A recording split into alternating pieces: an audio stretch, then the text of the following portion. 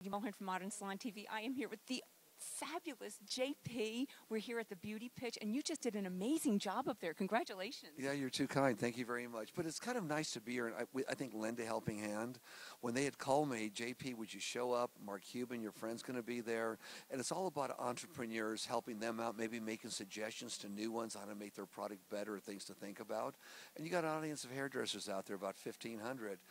Could you make that contribution? I said, yes, I'll do it. So obviously I'm not paid to do this. I came here to do this because I wanted to go along with our motto, success ensures failure. And it was good. It was good. It was cool. Oh, no, it was great. And you were particularly wonderful. I mean, were all great. So I only have you for a couple of minutes. So the first thing I want to do, I just spoke to Mark Cuban. I remember watching your Shark Tank appearance where I was crying. I'm Instagramming. People are saying, I'm bawling. I'm crying. This is the most amazing thing. How did it all turn out? It turned out great. Johnny Georges, the farmer, is no longer on the tractor anymore in irrigation.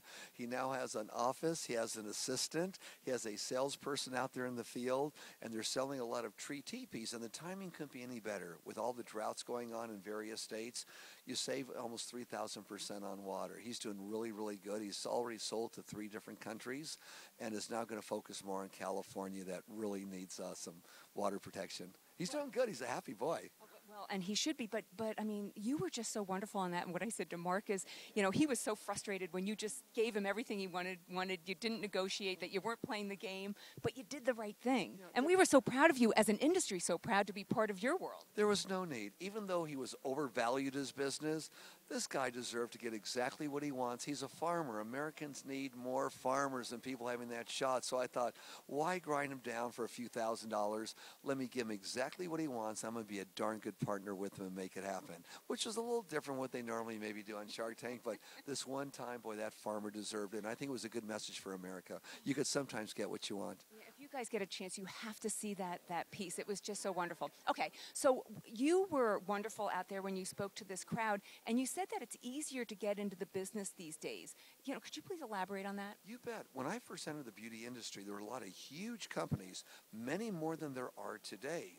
In fact, the leaders were Revlon, Helene Curtis, and some other ones you've never heard of before, like the Mondines and people like that. They're not around anymore.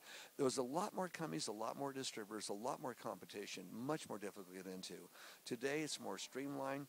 There are fewer distributors, fewer lines out there, which kind of matches it. So I would think it'd be a lot easier if you have something that's unique and different. There's a lot of companies that are smaller that are looking for more lines because there are fewer distributors out there now. So if you had $700, do you have $700? What would you invest in? What do you see as the opportunities? Well, if I had $700 right now, I would start Paul Mitchell all over again. No, I think the opportunities out there are vast, especially when you look at technologies that will help a salon become more successful. That's a great thing to do.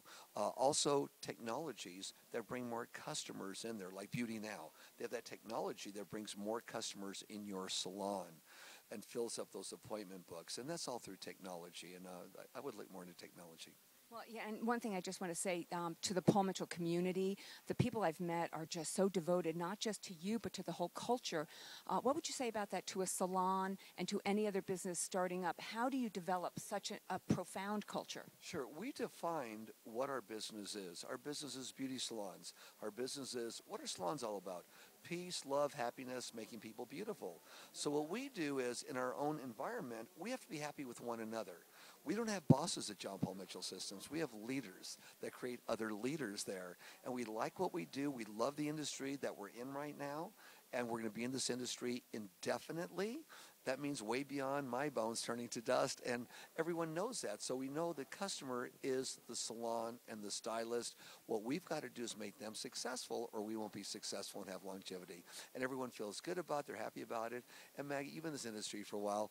People in the beauty industry are fun. That's why we're in it. That's why I'm still in it. That's why I spend most of my time in it. They're fun. It is so much fun. All right, my last question. What would you say are the 3 keys to success? You said a whole bunch when you were on stage about passion, but the 3 keys to success, not just in this industry, but any industry. Good question. Number 1 would be prepared for a lot of rejection.